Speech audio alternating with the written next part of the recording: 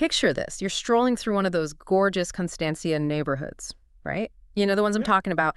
And you come across this incredible oak tree, Yeah, easily 100 years old, a real landmark. definitely. Then boom, it's just dead. Wow. At first you might think, oh, maybe some kind of disease got it right. Makes sense. Yeah. But what if I told you that forensic investigators found out that someone had deliberately drilled holes right into the trunk and filled them with herbicide?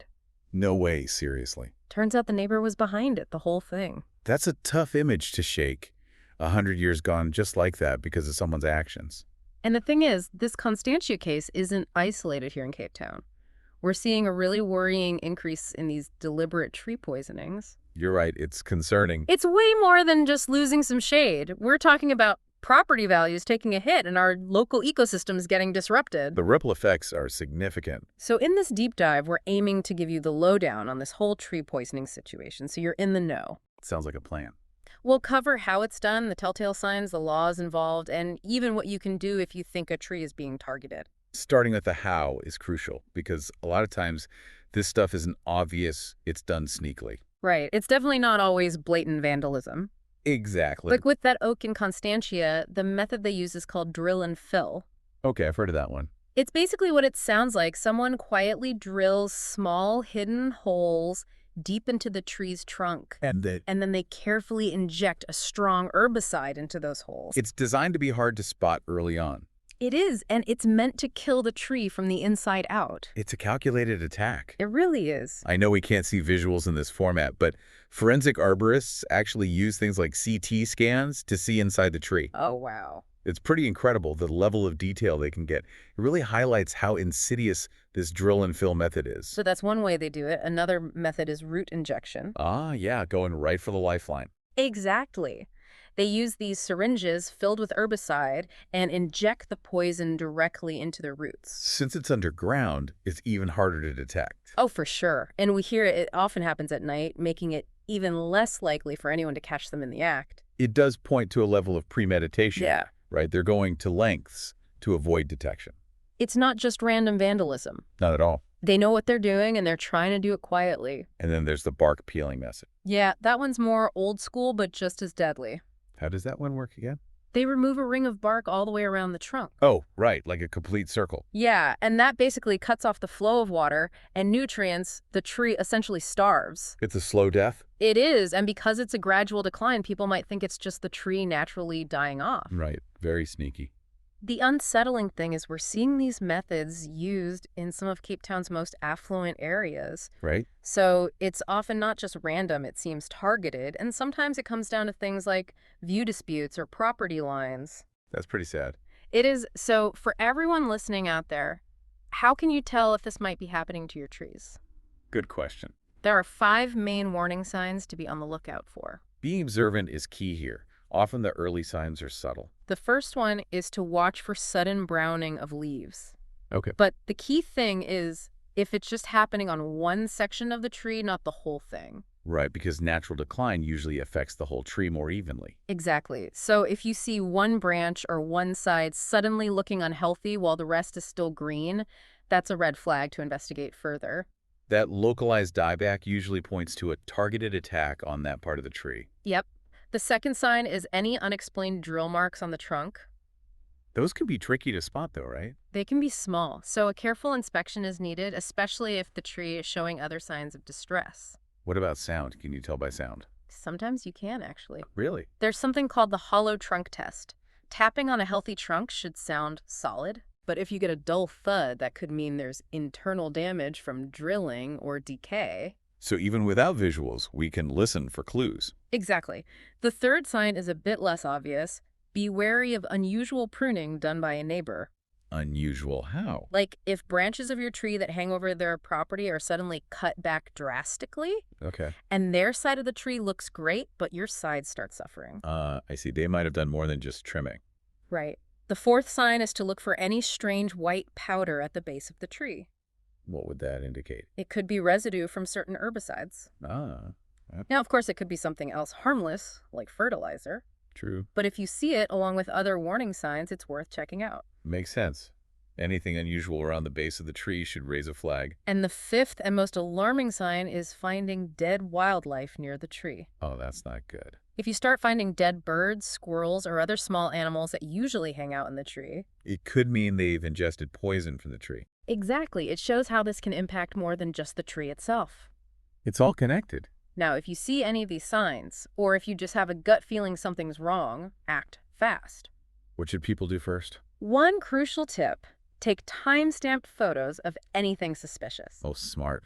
That documentation can be really valuable. especially if legal action becomes necessary. Right, because there are legal consequences for this kind of thing. Absolutely. Cape Town takes tree protection very seriously. What kind of laws are we talking about? Primarily the National Forests Act. Okay, and what kind of penalties are there for someone who poisons a tree? It can be pretty hefty. We're talking potential fines of up to R500,000. Wow, that's serious. And it's not just fines. Criminal charges are possible too. So it's not something to be taken lightly. Not at all. The law recognizes the ecological and aesthetic value of our trees. And there's also the potential for civil lawsuits, right? Yes, if a poisoned tree lowers your property value, you can sue the person responsible to try and recover those losses. That makes sense. Those mature trees can add significant value to a property. They do, and replacing a decades-old tree, if even possible, can be insanely expensive. So those lawsuits can lead to big payouts. They can. We were actually involved in a prosecution in Bishop's Court a while back. Really? I can't go into specifics, but the evidence gathered was key in getting a guilty verdict. That's encouraging to hear that these cases can be won. It shows that there are consequences for harming our trees. It's a deterrent for sure. Now, let's say you suspect your tree has been poisoned, but you think you've caught it early. Is there anything you can do to try and save it?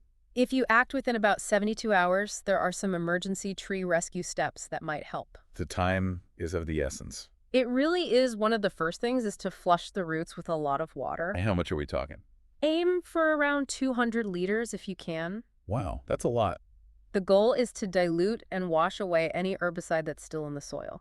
Like emergency first aid for the tree. Exactly. Yeah. You're trying to get rid of the toxins before the tree absorbs them fully.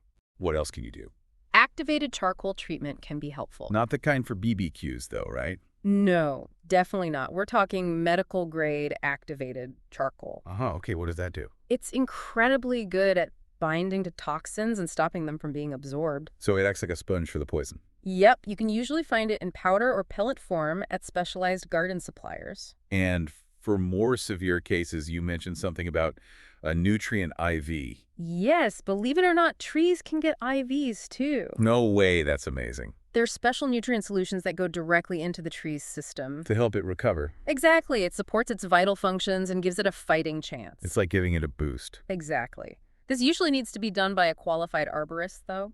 Makes sense? We actually saw a really old oak in Newlands rescued using these techniques. That's great to hear. The time-lapse of its recovery was incredible. It shows that intervention can work if you act quickly. So what about prevention? Is there anything people can do to proactively monitor their trees? We've put together a sort of DIY detection kit. Tell me more. First, a pH soil tester. What would that be used for? A sudden pH change in the soil around your tree could mean something's been added, like a chemical. So it's an early warning sign. Right. A simple magnifying glass is also handy for close inspections of the bark. To look for those drill holes. Yep.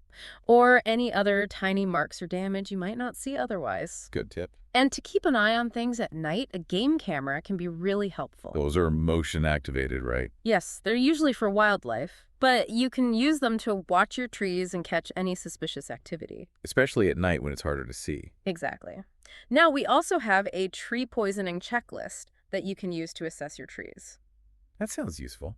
Unfortunately, we can't provide a link in this audio format, but those basic tools, the pH tester, magnifying glass, and game camera, are a great starting point. Definitely better to be proactive. Now, to really highlight how seriously Cape Town takes this, let's look at a case that made headlines. It involved a luxury Airbnb in Camps Bay. Oh, I might have heard about this one. They poisoned something like 12 indigenous trees on their property. Why would they do that?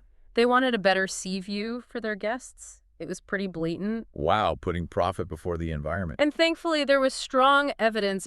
Drone footage clearly showed the damage and linked it back to them. That drone footage was key. They ended up with a 2 million rand settlement. 2 million. Yep, and they had to replant 50 indigenous trees to try and make up for it.